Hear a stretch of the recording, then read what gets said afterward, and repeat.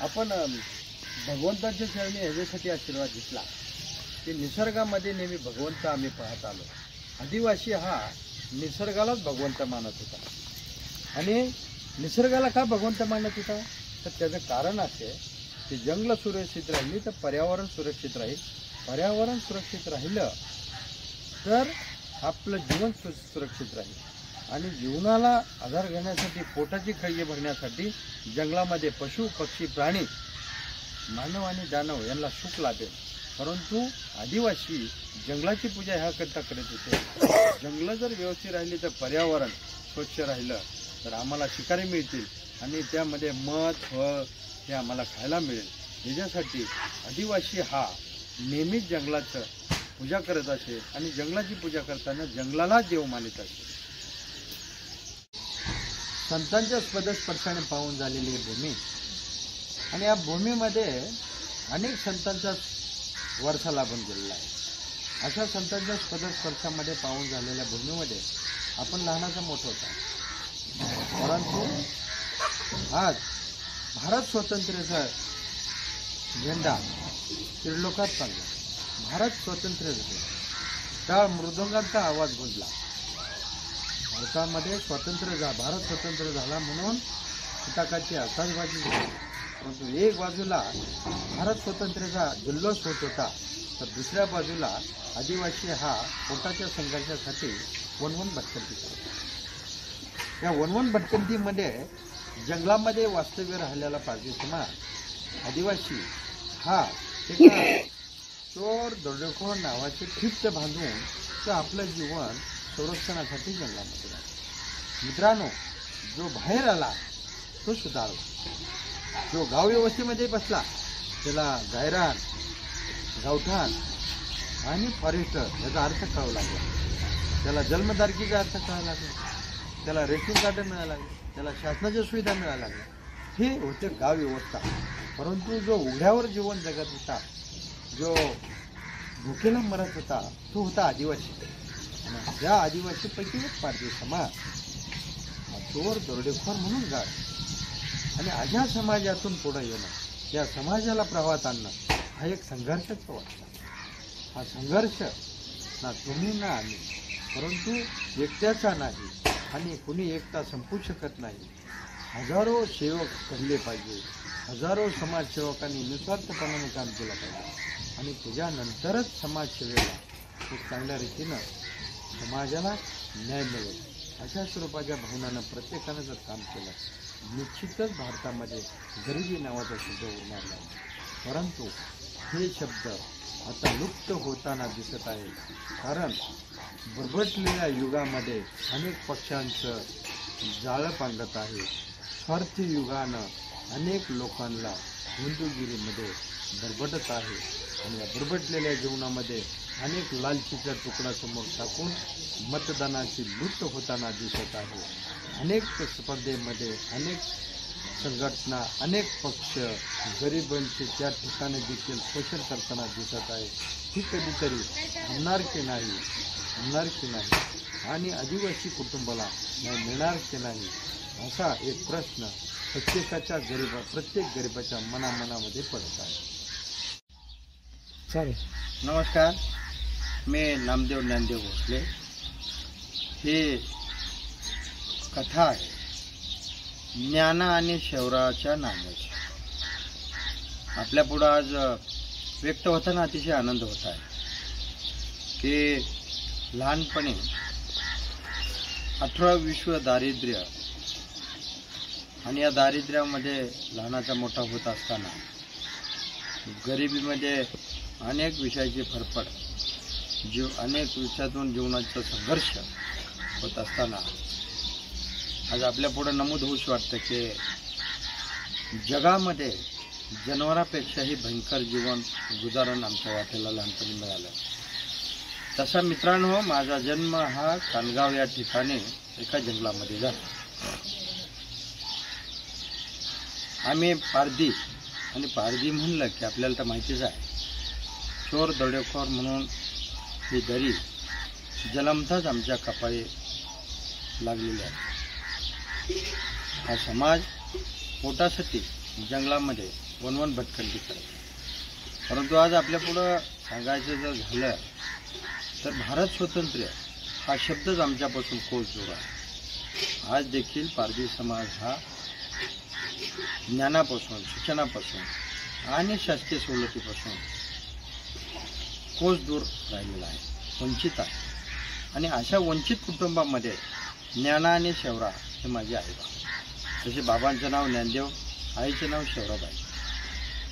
आणि खानगाव या ठिकाणी जंगलामध्ये आमचं फाटकं पाल, त्या पालामध्ये 10 बहीण भावांचा आमचा लहानाचं मोठं संगोपन होत असताना आईबाबांचं 40 गाव भिक्षा मागून आम्हाला आणायचे, आम्हाला ते घालायचे. आणि अतिशय भयंकर परिस्थितीमधून, गरिबीतून ते एकटंच पाल आणि त्या पालामध्ये अंधारमय जीवन. सूर्य कधी उगवतो आणि सूर्य कधी मावळतो हे आम्हाला कधी त्या जंगलामध्ये कळत नाही. अंधारमय वाटतं. परंतु अंधाऱ्या विषयातून 15 दिवस आमचे आणि 15 दिवस तुमचे, असं का? तर अमावस्याचा काळ हा आमच्यासाठी अतिशय घातक आहे. कारण ते काळ म्हणजे अंधारमय असेल. पौर्णिमेचा काळ म्हणजे थोडंसं उजेड असायचं.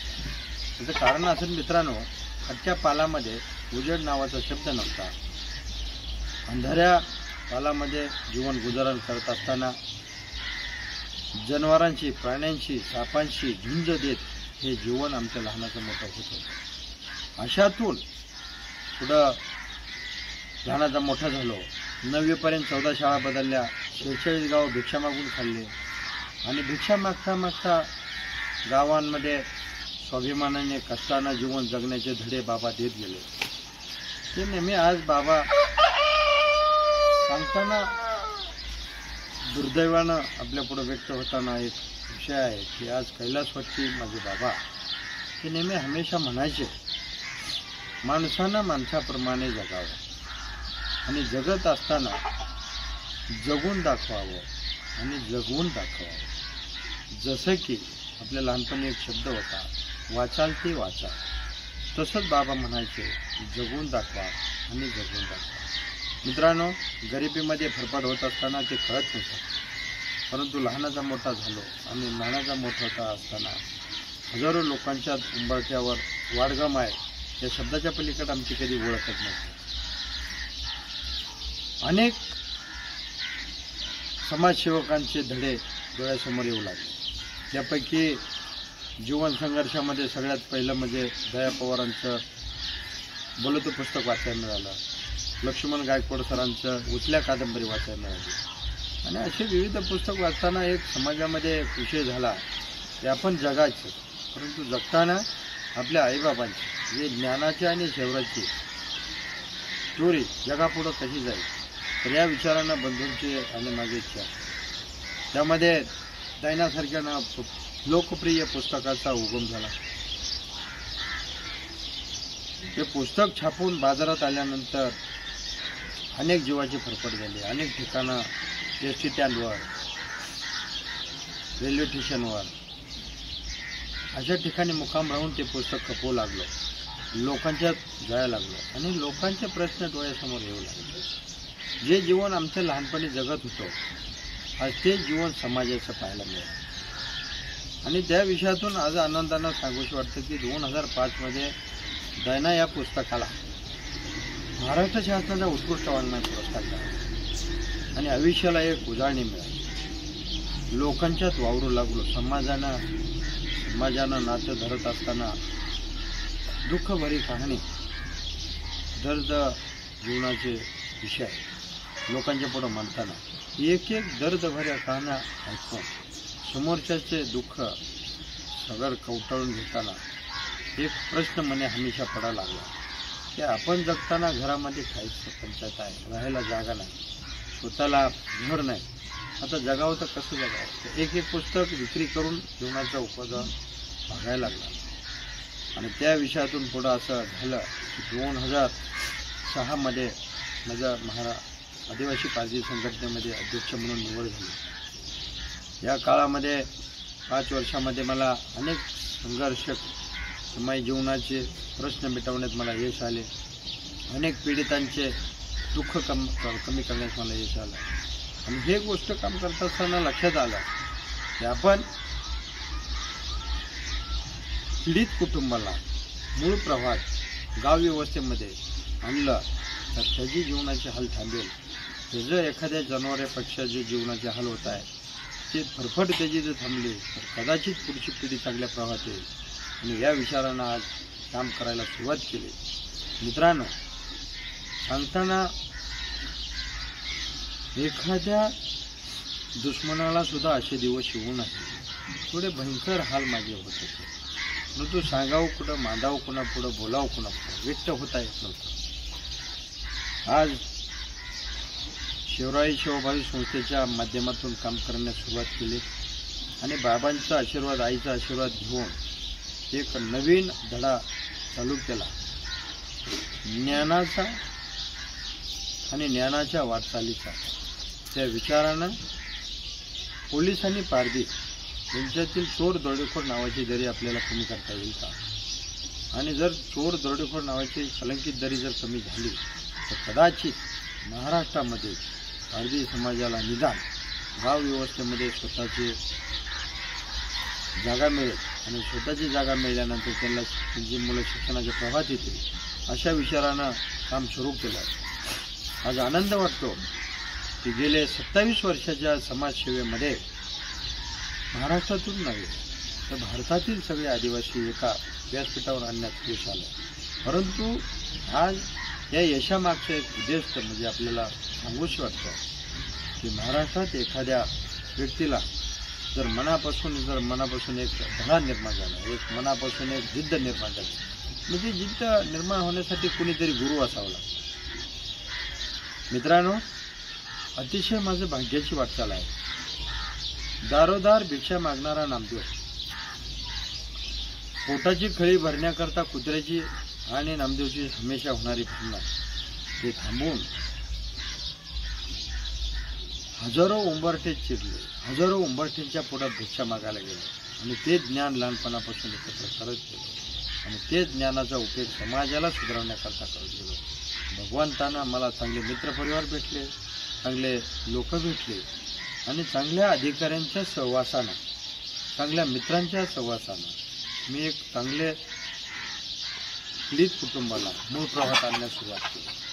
आज सांगायचं झालं तर महाराष्ट्रामध्ये 81,700 गरीब कुटुंबांना ज्यांना पोलिसांनी चोर दरोडेखोर म्हणून त्यांना जेलमध्ये टाकलं होतं, अशा कुटुंबांना आपण गुन्हेगारीच्या जीवनातून मुक्त करून त्यांना सन्मानानं गाव व्यवस्थेमध्ये आणून त्यांना बसवलं आणि त्या ठिकाणी त्यांना स्वाभिमानानं घरकुल योजना, त्यांना रोजंदारी मिळवून दिली.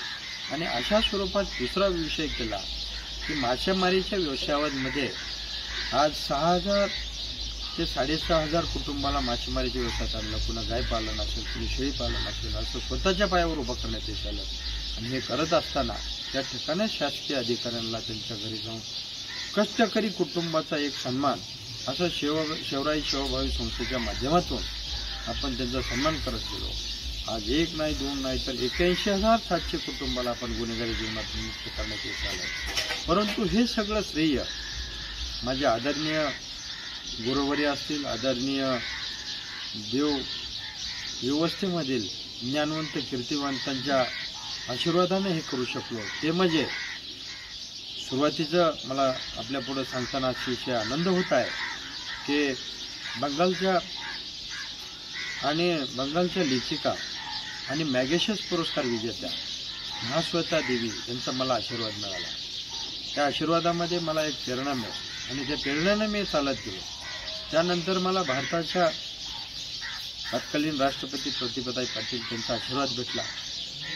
त्यांनी मला मराठी म्हणजे पारधी भाषा ही बोलीभाषा होती आणि ती लिखित रूपी आणण्याकरता मला सूचीविषण केलं होतं महाश्वेता देवींनी आणि त्याला मार्गदर्शन म्हणून मला लाभले ते आशीर्वाद लाभले ते भारताच्या तत्कालीन राष्ट्रपती प्रतिभाताई पाटील यांचा आशीर्वाद लाभला आणि माझ्या मराठी पुस्तकाचं प्रकाशन 2014 मध्ये त्यांच्या उपस्थितीमध्ये झालं, पहिल्या आवृत्तीचं.